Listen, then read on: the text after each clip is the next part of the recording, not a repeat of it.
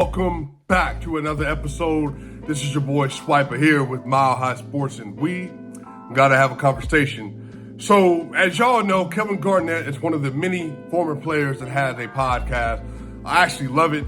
He has a podcast with Paul Pierce. They talk about all kind of great stories from back in the day. They do a lot of up-to-date NBA commentary about things that are happening around the league. And today, a clip dropped where Kevin Garnett is talking about Anthony Davis. So obviously, I tuned in, love to hear what he has to say. Anthony Davis, one of the 8 best players in the NBA, had a great postseason run, best defender arguably in the NBA. But Kevin Garnett takes it a little bit further. He says that Anthony Davis can be just as good as Joker and can be just as good as Joel Embiid. You see, when he did what? He was challenging Anthony Davis to be an MVP over the next 2 seasons. And his argument was that he should be able to reach the same level that Joker and Embiid can, because in his mind, you let Joker come into the league and surpass you, and that shouldn't be the case. Guess what? I'm expecting Anthony Davis to be MVP in these next 2 years or something. Real shit. It's time, bro. It's time. You can't let Joker come in the league and surpass. Nah. That's gonna be a tough one. That's gonna be tough. Man, Anthony Davis can do everything they can do. That's gonna be a tough one. Anthony Davis can do everything Joker can do. He can do everything Embiid can do. The fuck you talking about, dog? I'm expecting him to be MVP, if not this year, definitely next year. Straight up. And he's going to have to take the reins of, I'm the best player in the league. That means they're going to have to be one of the top teams. I'm not even sure they're going to be one of the top teams. Who? Lakers. They're going to have to be one of the top. For him to be in MVP conversation, Lakers got to be like a top 3. His play. Top 3 team. His play is first. I mean, his play, he going. No, he's not. Numbers, No. He going to give you numbers. Who? Anthony Davis. When? All right. You talking about, P? Stop, man. We chatting. We chopping. Now, for me, I always find the discourse around Anthony Davis to be funny. I think he is a top 10 player in the league, one of the most valuable playoff performers in the NBA. His defense is unquestionable. Rim protection, drop coverage, pick and roll coverage, everything.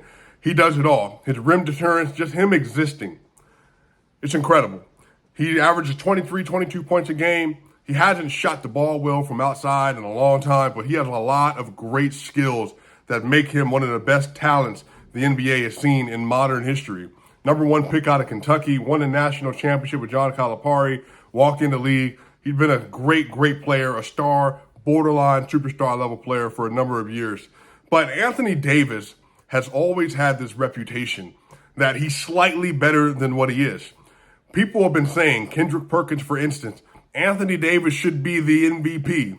He should be able to put himself in that conversation. Anthony Davis had an 8-game stretch this year where he averaged basically 35 and 15, and everybody was going crazy. Oh, man, this is the MVP version of Anthony Davis. We're going to continue to see this from AD. But the thing about playing NBA basketball is that if you want to play at an MVP level, obviously you got to be available. Obviously, you have to be consistent. And one of AD's things that he doesn't do as well is offensive consistency. But primarily because Anthony Davis, he's not a shot creator. He's not a play creator. He's a play finisher, and he's a vertical spacer, and he's a great screen and roller. Vertical spacer, that's a finisher on a pick and roll play. That's a finisher on alley-oop. Great rebounder, put the ball back up and contest. He has a decent floater game as well. His mid-range shot, very hit or miss. But he's able to get a lot of points because of his ability to stay around the rim. But the thing is that when you can start comparing him to Joker, now I think there's an argument to be made between Anthony Davis and Joel Embiid in a playoff setting, because we just haven't seen Joel perform at a regular season level in a playoff setting. He has dropped due to injury, circumstance, and his own limitations in his game and IQ in a playoff setting. Now, AD has risen to very high heights to where you can make an argument that he was a top 2 player in the NBA in 2020. And obviously last year he was a top 5 playoff performer, period, with Jokic, Devin Booker, Jamal Murray, Jimmy Butler, and others. But the thing about Jokic is Jokic's ability to be a consistent force, game in and game out, plus his availability, plus the fact that in a playoff setting versus the best defenses in the NBA, He is able to adjust and beat you however you need him to. Jokic doesn't have anything in his body that doesn't respond well to pressure or to clutch situation. He's the best post scorer in the NBA, literally the most effective post scorer in the NBA in the last 10 to 15 years. He's one of the best mid-range shooters in the NBA, one of the best shot creators as a big in the NBA, really in modern NBA history. He's one of the best three-point shooters in the NBA, shooting 41% from three in his playoff career, shot 46% this last playoff run. He can hit free throws. He is the best passer in the NBA, one of the 5 to 8 best playmakers in NBA history. It doesn't matter the set, DHO, pick and roll, full court, half court. He can get the ball between the legs. He can do anything you want. The skip basket to the corner when he's at the nail. He can do it all. So Jokic's ability to do that and be a top 4, top 5 offensive player ever, plus the fact that Jokic was a plus defender in the playoff this year, noted by the fact that he held opponents to a 0.74 points per possession average as a pick and roll defender, and the deflections that he also adds up because of his hands, because of his feet. His IQ is off the charts, and his ability to rise to the occasion time and time again separates him from everybody in the NBA, let alone Anthony Davis. Jokic, again, 30 points this run per game over the course of a 20-game playoff run on 63% true shooting. It's never been done before. Plus the 13 rebounds. Now, Anthony Davis is a great rebounder, led the playoffs in rebounding. But the playmaking and the passing and the assisting, Jokic averaged 10 assists over the course of a playoff run. Anthony Davis is not that. Even just the assist-to-turnover ratio, the effectiveness on every single possession on both sides of the court, Jokic has that.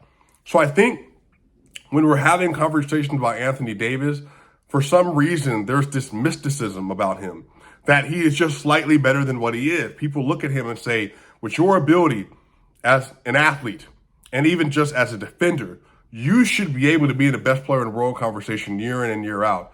But again, there are things you have to have, especially offensively, that separates you from everybody else. Giannis, paint pressure. He can get to the rim at will whenever he wants.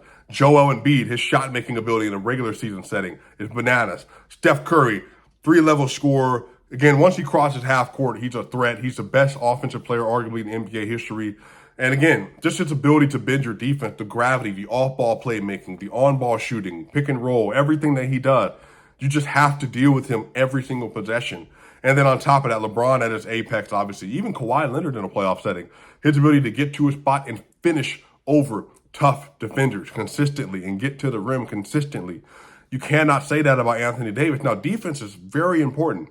Jaren Jackson Jr., always in the conversation for best defender in the world, probably from here on out. Evan Mobley maybe eventually will be in that conversation. But again, those are still more limited offensive players, similar to how Anthony Davis is a more limited offensive player relative to Jokic. So I think KG, when he says this, I know that he has something in mind. He has a belief based on what he sees from Anthony Davis.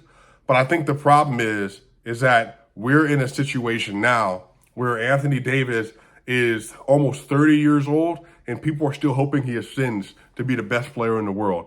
Now, I don't think that KG's crazy for wanting him to win an MVP award, but I do think KG, if you analyze the skill set of Anthony Davis and Joker, there's just not a comparison. Their ability to impact the game on a possession-by-possession basis is just not even close to being the same, let alone Anthony Davis and Giannis. Because that's really the conversation. Is Anthony Davis better than Joel Embiid? That's the conversation. But Giannis, Jokic, Steph, on a play-by-play basis, I would even say Luka Doncic, those players, every possession, they make you do what they want you to do, and they beat you in so many ways, and their level of consistency and reliability, I think it's just there, especially when Steph obviously when he was a little bit younger, and then obviously Luka as he gets older. I just think those players are in another league. But y'all, what do y'all think? How do y'all feel about Kevin Garnett's comments about Anthony Davis and about Nikola Jokic? Do you think that, can he be as good as Joel Embiid? Do you think that his skill set would translate in a playoff setting better than Joel because of the defense and because of his play finishing ability? Y'all, let me know, y'all. Mile High Sports, what y'all think about it? Hey, I'll see y'all soon, Swipa gang.